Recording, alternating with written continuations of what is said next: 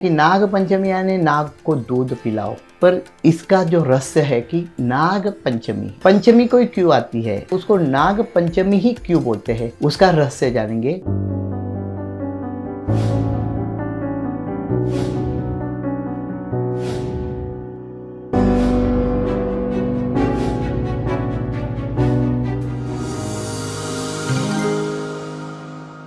नमस्कार, प्रणाम, जय जिनेन्द्र।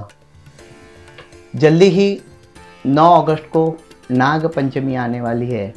जनरली लोगों के माइंड में ये होता है कि नाग पंचमी यानी नाग को दूध पिलाओ। पर इसका जो रहस्य है कि नाग पंचमी पंचमी कोई क्यों आती है और उसको नाग पंचमी ही क्यों बोलते हैं, उसका रहस्य जानेंगे। कि देखिए, ये जो पंचमी जो है इसको पूर्णा तिथि बोलते हैं। तिथियों के 5 प्रकार होते हैं: नंदा, भद्रा, जया, रिक्ता और पूर्णा। तो पंचमी जो है पूर्णा तिथि है, यानी पंचमी को जो भी काम करते हैं वो पूर्ण हो जाते हैं। और श्रावण महीने में क्यों नाग पंचमी आती है? क्योंकि श्रावण महीने में ऑलरेडी बरसात बहुत सारी हो चुकी रहती है, तो उसमें जो नाग देवता हैं वो अपने बिल से बाहर निकलते हैं और जगह जगह पे घूमते हैं कंपेयर टू अदर सीजन। यानी दूसरे सीजन के हिसाब से बरसात में नाग देवता बहुत सारे अपने बिल से बाहर आते हैं। इसके लिए नाग पंचमी बोलते हैं, नाग पाचम भी बोलते हैं, और नागों की पूजा करते हैं। अभी नाग की पूजा क्यों? बाकी कोई प्राणियों की हम लोग पूजा नहीं करते, तो नाग की पूजा क्यों करते हैं? तो ज्योतिष में इसका बहुत अच्छा उल्लेख किया हुआ है कि हमारी जो बॉडी है उसमें कुंडलिनी है। हर एक के बॉडी में कुंडलिनी है।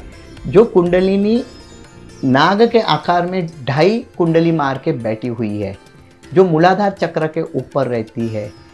जो जब हम नाग की पूजा करते हैं, यानी नाग हमेशा कुंडली मार के बैठा हुआ रहता, आपने देखा हुआ रहता।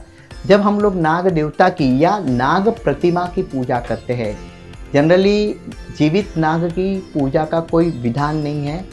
नाग प्रतिमा जो 2.5 कुंडली मार के बैठे हुए हैं, जब कोई इंसान उनकी पूजा करता है तो उसका मूलाधार चक्र एक्टिवेट होता है और वो अपने जीवन में सुख, समृद्धि और वैभव पाता है। यानी नाग पंचमी यानी अपने अंदर जो कुंडलिनी बैठी है उसको जागरूक करना, इसका सीधा हिसाब है। ये एक प्रतीक के रूप में है नाग, इसकी हम लोग पूजा करते हैं। तभी ज्योतिष में और भी अच्छा कारण दिया है कि काल सर्प दोष। बहुत सी बार आपने सुना रहेगा कि अरे मेरे कुंडली में पूर्ण काल सर्प दोष है, अर्ध काल सर्प दोष है। ऐसे 144 टाइप के काल सर्प दोष है। काल सर्प दोष जब पत्रिका में होता है तो व्यक्ति को बहुत स्ट्रगल करना पड़ता है।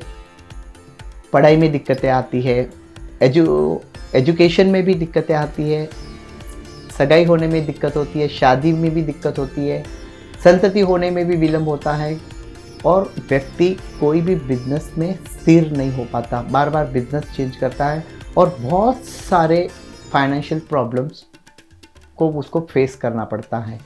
इसके लिए जब व्यक्ति नाग रूप, नाग को बहुत ही अनन्य साधारण महत्व हमारे शास्त्रों में दिया हुआ है, क्योंकि ये जो पृथ्वी है वो नाग देवता के ऊपर खड़ी है। तो यानी नाग का हमारे ऊपर उपकार है। हम लोग नाग देवता के ऊपर, जो पृथ्वी है उसके ऊपर रह रहे हैं। बहुत सारे आपने देवता देवी देखे रहेंगे कि जिनके चिन्ह नाग भी हैं। शंकर भगवान जो है, महादेव जी, उनके गले में भी नाग हैं।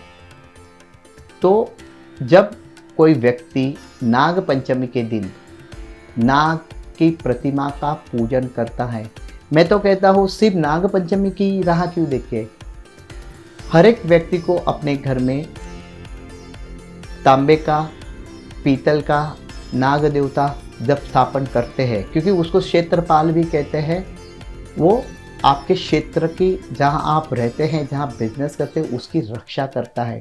जब आप उनकी स्थापना करके रोज़ उसको दिया बत्ती करते हैं तो आपकी कुंडलिनी जागृत होती है और आपके बहुत सारे प्रॉब्लम सॉल्व होते हैं। तो यही महत्व था नाग पंचमी का। आशा करता हूँ कि इस नाग पंचमी के दिन आप नाग देवता की पूजा करके आपका इच्छित फल साबित करें और नाग देवता आपको सहकार्य करे, यही विनंती। प्रणाम, नमस्कार, जय जय।